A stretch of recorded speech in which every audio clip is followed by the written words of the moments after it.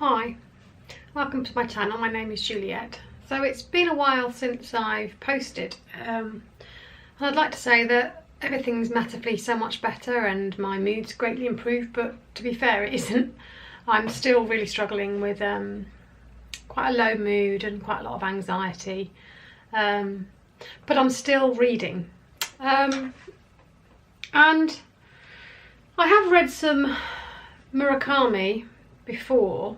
I read the Wind-Up Bird Chronicle and another one that I can't remember the name of now. I think the main thing to say is, first of all, it's very different from the Wind-Up Bird Chronicle, and that's mainly because it's told very straight. There's not really any magical realism or high levels of symbolism in it, as there is in the novels I've read of his before.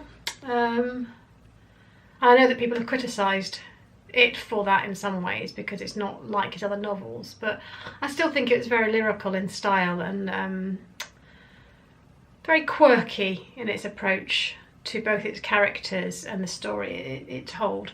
So the story, briefly, if you don't know, is about a man called Toru Watanabe, who is forever tied to the Beatles track Norwegian Wood, because of its significance at a time in his life when he just started university. So he was about 17, 18, and a lot of tragedy happened around that time. And so this book is a retrospective look back on that time in his life after he hears Norwegian Wood on a plane 20 years later.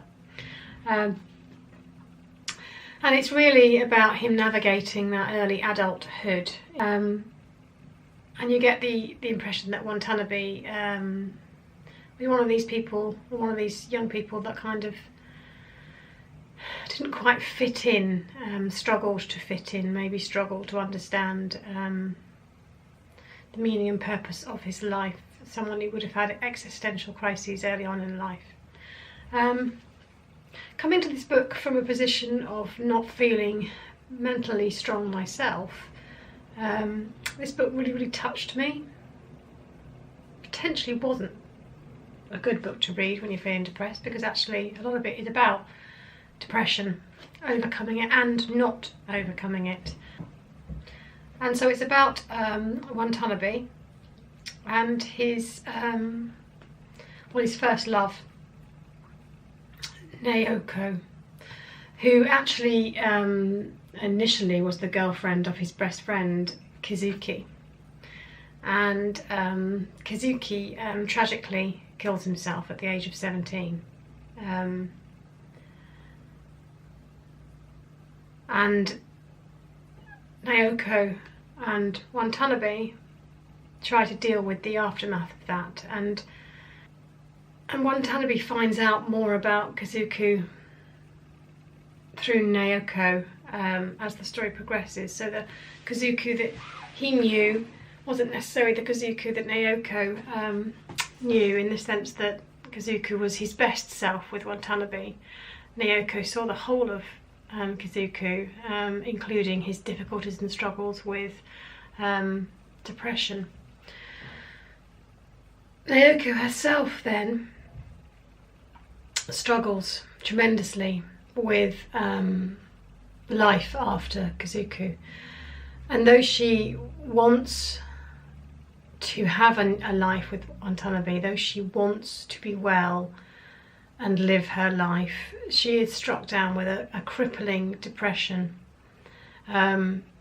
which she seems unable to recover from. Naoko wants to love Watanabe, and at times she does feel that love, but it's like she's behind a really thick glass barrier which she can't seem to penetrate, despite what she does and despite the promises that Watanabe makes to look after her. And it's really quite sad, as the story progresses, that Watanabe is waiting or holding out for Naoko, but he may be holding out for no reason, because Naoko's mental health or difficulties are not easily solved.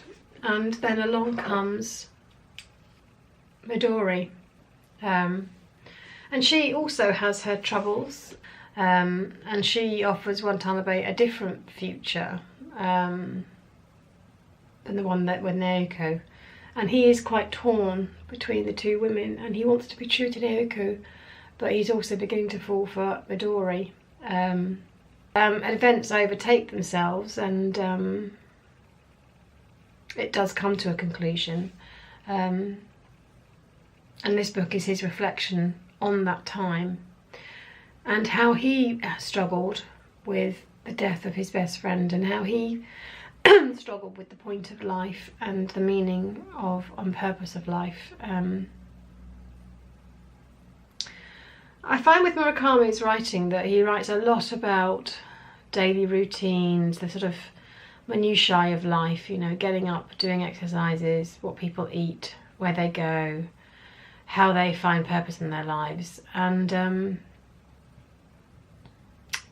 right now, that is something I am also really struggling with. So in some ways, it's reassuring to read about people's daily lives and their struggles to find meaning in their lives as well. But equally, Norwegian Wood is a little bit depressing to read when you're feeling depressed, because of the events that happen in it, and there's a constant, I don't know, brain fog, haze across the whole novel, which is something that I'm experiencing, where the characters are sort of not quite immersed in reality, they're distant from it,